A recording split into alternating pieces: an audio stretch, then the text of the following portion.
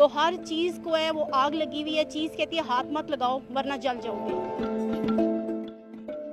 हुकूमत के मुताबिक पाकिस्तानी शहरियों की फीकस आमदनी या पर कैपिटा इनकम में $1766 से $1568 तक कमी वाक़ हुई है, यानी एक साल के दौरान $200 का फर्क आया है। और शायद इसी वजह से ही महंगाई में बहुत ज्यादा इजाफा हुआ है, जिसे अब पाकिस्तानी अवाम फेस कर रही है। मगर पर कैपिटा इनकम है क्या? ये किसी भी मुल्क में रहने वाले लोगों की एवरेज इनकम होती है। मामला थोड़ा मुश्किल हो गया है, आसान अल्फाज में समझाता हूँ। फर्ज कीजिए किसी मुल्क में 3 लोग रहते हैं। पहले की सालाना आमदन 10 रुपए, दूसरे की 20 रुपए और तीसरे की 30 रुपए है।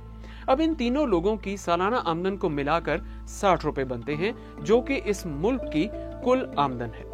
अब पर कैपिटा इनकम को निकालने के लिए इन 60 रुपयों को इस मुल्क की कुल आबादी, जो इस केस में 3 है, से डिवाइड किया जाता है, यानी कि 60 डिवाइडेड बाय 3, और हमारे पास जवाब आएगा 20। यानी कि इस मुल्क की फीकस आमदनी या पर कैपिटा इनकम 20 रुपए बनती है।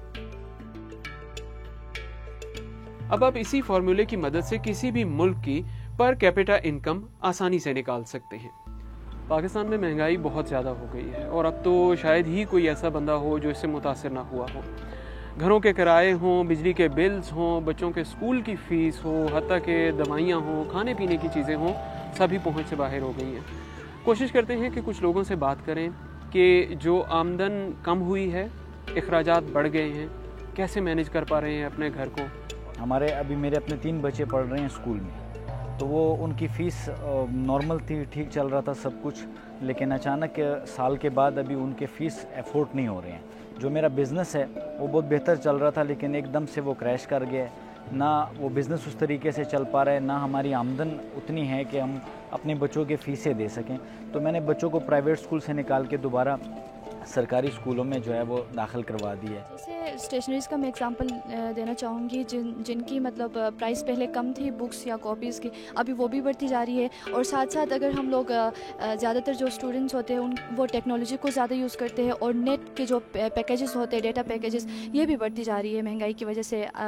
और इसके अलावा लैपटॉप्स और मोबाइल फ़ोन जो हम बहुत ज़्यादा फ्रिक्वेंटली यूज़ करते हैं, इनकी प्राइसेस भी बढ़ती जा रही है।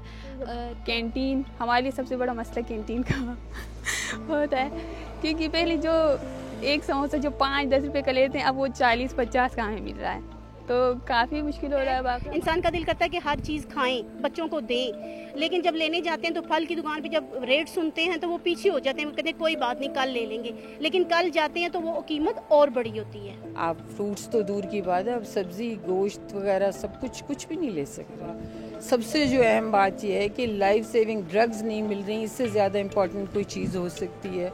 हमें दवाइयाँ नहीं मिल रही, जो आम बीमारियाँ हैं, ब्लड प्रेशर, शुगर वगैरह की दवाई नहीं मिल रही, तो डेफिनेटली बहुत मुश्किल हो गए हालात।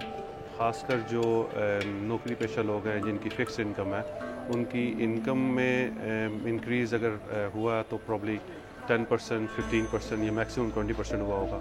लेकिन अगर आप ख़र्चे देखें तो उनके 50, 60 बल्कि 100% हो गए हैं ज़्यादा।